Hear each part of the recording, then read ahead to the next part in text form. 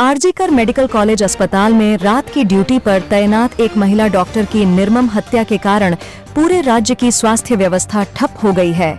कामाहाटी सागर Dutt medical college अस्पताल के छात्र 12 दिनों से विरोध प्रदर्शन कर रहे हैं, जिसके परिणाम स्वरूप लोगों को परेशानियों का सामना करना पड़ रहा है।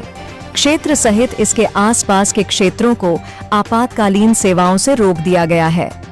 स्थिति को देखते हुए विधानसभा विधायक मदन मित्रा ने पुलिस प्रशासन और स्वास्थ्य विभाग के अधिकारियों के साथ सागर दत्ता अस्पताल के प्रिंसिपल के साथ बैठक की, ताकि छात्राएं स्वस्थ और सुरक्षित तरीके से डॉक्टर के रूप में काम कर सकें।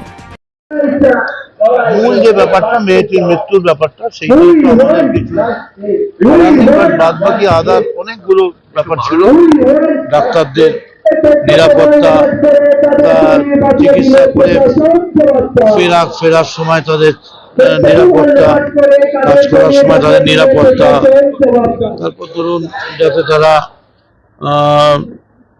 সরকারি পরিষেবাগুলো থেকে বঞ্চিত না হয়, এবং পুরো হাসপাতালকে সিসিটিভি দিয়ে মুড়িয়ে দেওয়া, এবং পুলিশ প্রায় 2 জন থেকে প্রায় 24 জনে 20 জন পুলিশ, 4 জন অফিসার, 22 জন পুলিশ, 4 জন অফিসার, মানে একদম হসপিটালে যাতে কোনো রকম ভাবে এবং হাসপাতালের ভেতরে যাতে লয়টারিং না হয়, বাইরের ছেলেরা এখানে ঘোরা বেড়ানো করতে পারে, এরকম অভিযোগ ছিল। এই হাসপাতালে মোটরবাইক শেখানো হয়, গাড়ি শেখানো হয়, সেই সবগুলো যাতে বন্ধ হয়ে যায়। মানে এক কথায় বলা যেতে পারে সরকার প্রশাসন সমস্ত রকম ভাবে নিয়েছে, এবং ডাক্তারদের প্রায় 20 জনের উপরে, প্রায় 20 জন তারাও প্রতিনিধি পাঠিয়েছিলেন, তারাও আলোচনায় অংশগ্রহণ করেছিলেন এবং আলোচনা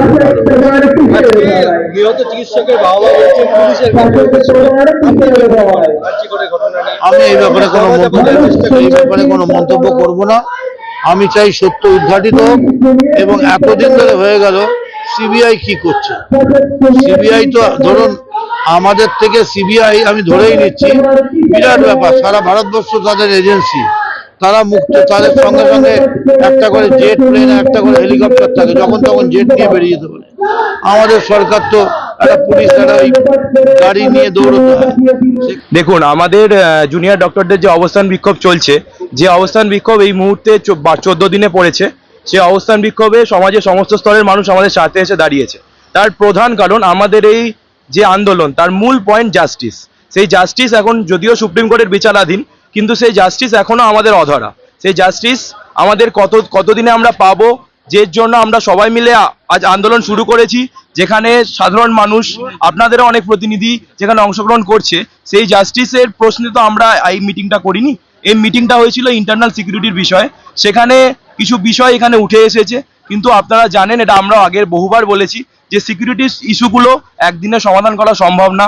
আশ্বাস আমরা আগেও বহুবার পেয়েছি, 2019 সালে এবং তার আগে বহু ঘটনার পরিপ্রেক্ষিতে আশ্বাস পেয়েছি, কিন্তু আশ্বাস যতক্ষণ না ফলে পরিবর্তিত হচ্ছে, আমরা ফলপ্রসূ রেজাল্ট দেখতে পাবো, ততক্ষণ অবধি আমাদের সেই আশ্বাসে বিশ্বাস করার মতো কোনো বিষয়বস্তু নেই, এবং সেটা একদিনে বোঝা সম্ভব না। অবশ্যই মিটিং হয়েছে, সেটা প্রশাসনের তরফ থেকে একটা জেস্চার, কিন্তু আমরা সেইগুলো এখনই বলতে পারবো না সেটা কতটা ফলদায়ী হচ্ছে, সেটা ভবিষ্যৎ সময় বলবে, সেটা দেখা যাক। আর কি করে